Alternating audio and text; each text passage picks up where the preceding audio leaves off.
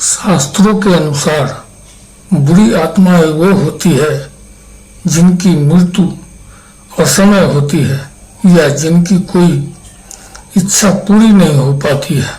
वही जिन लोगों को मरने के बाद तर्पण नहीं किया जाता है, ऐसे लोग जब अत्यधिक क्रोधित या दुखी होते हैं तो इनके अंदर की नकारात्मक इन्हें बुरी आत्मा बना देती है।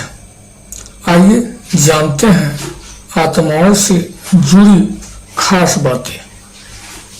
प्रिय भक्तगण, हर हर महादेव, श्री शिवाय नमस्तुभ्याम। महादेव शिव चैनल में आप सभी का स्वागत है। अगर आप यह कथा सुन रहे हैं तो पूरा सुनिए, आधा अधूरा छोड़कर जाने की गलती मत कीजिएगा। इस पवित्र कथा को सुनने मात्र से मनचाहा फल की प्राप्ति होगी।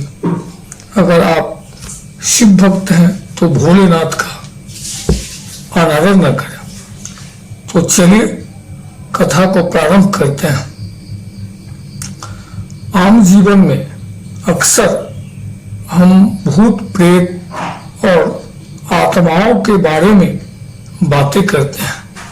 कुछ लोग इन बुरी शक्तियों के अस्तित्व को मानते हैं तो कुछ लोग इन बातों पर यकीन नहीं करते हैं। लेकिन धर्म शास्त्र में बुरी आत्माओं, प्रेत आदि का उल्लेख मिलता है। साथ ही शास्त्र और पौराणिक कहानियों में भी बुरी शक्तियों से जुड़ी और भी बातों का उल्लेख मिलता है। जैसे बुरी शक्तियां किन लोगों पर हावी होती है और किन्हें अपना शिकार बनाती है। आइए जानते हैं आत्माओं और बुरी शक्तियों से जुड़ी खास बातें। आम जीवन में अक्सर हम भूत प्रेत और आत्माओं के बारे में बातें करते हैं। कुछ लोग इन बुरी शक्तियों के अस्तित्व को मानते हैं तो कुछ लोग इन बातों पर यकीन नहीं करते हैं। लेकिन धर्म शास्त्र में बुरी आत्माओं, प्रेत आदि का उल्लेख मिलता है। साथ ही शास्त्रों और पौराणिक कहानियों में बुरी शक्तियों से जुड़ी और भी बातों का उल्लेख मिलता है। जैसे बुरी शक्तियां किन लोगों पर हावी होती है और किन्हें अपना शिकार बनाती है। आइए जानते हैं आत्माओं और बुरी शक्तियों से जुड़ी खास बातें। एक आत्मा को बुरी आत्मा क्यों कहा जाता है और आत्मा बुरी आत्माएं कैसे बनती है, इन सवालों के साथ अक्सर मन में ये भी आते हैं कि भूत प्रेत एक अलग तरह के हैं अलौकिक प्राणी होते हैं जो किसी मृतक की आत्मा से बनते हैं। ऐसा माना जाता है कि किसी की मृत्यु से पहले कोई इच्छा पूर्ण नहीं हो पाती है और वो पूर्ण जन्म के लिए स्वर्ग या नरक नहीं जाता है, बल्कि धरती पर ही भटकता रहता है। जो व्यक्ति जीवन की इच्छाओं से बंधा रहता है और उसे मृत्यु के बाद भी आत्मा बनकर भटकना पड़ता है, वही जो मनुष्य अपने जीवन में भूख, प्यास, रोग, क्रोध, वासना इत्यादि से इच्छाओं के साथ मृत्यु को प्राप्त करता है, उसे मृत्यु लोक में भूत बनकर भटकना पड़ता है।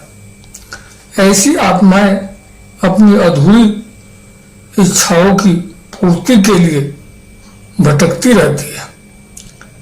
इसके साथ ही जिन आत्माओं का श्राद्ध, कर्म, तर्पण इत्यादि नहीं किया जाता है, उनकी आत्मा भी मृत्यु लोक में अपनी इच्छा पूर्ति के लिए भटकती रहती है।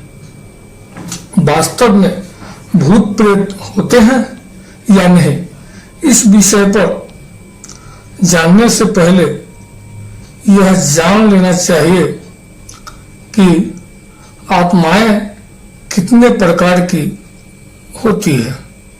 शास्त्रों में यह भी बताया गया है कि 3 प्रकार की आत्माएं होती है। एक जीवा आत्मा, दूसरा प्रेत आत्मा और अंतिम सूक्ष्म आत्मा जो हमारे शरीर में वास करती है। यह जीव आत्मा कहलाती है। लेकिन जब जीव आत्मा में वासना या कामनाएं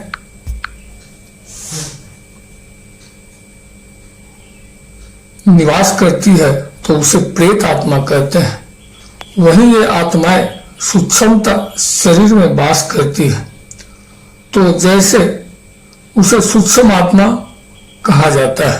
पौराणिक मान्यताओं के अनुसार आत्माएं कमजोर शरीर को तलाशती है, और जो लोग मानसिक व शारीरिक रूप से कमजोर होते हैं, साथ ही जो लोग हमेशा डरे डरे रहते हैं, उन पर भूतों का साया आसानी से पड़ सकता है। ज्योतिष शास्त्र में इस संदर्भ में बताया गया है कि जब राहु लगन भाव में या कुंडली के अष्टम भाव में होता है और उस पर अन्य क्रूर ग्रहों की दृष्टि होती है, तो जातक पर इसका प्रभाव पड़ता है और नकारात्मक शक्तियां उस पर हावी होने लगती है।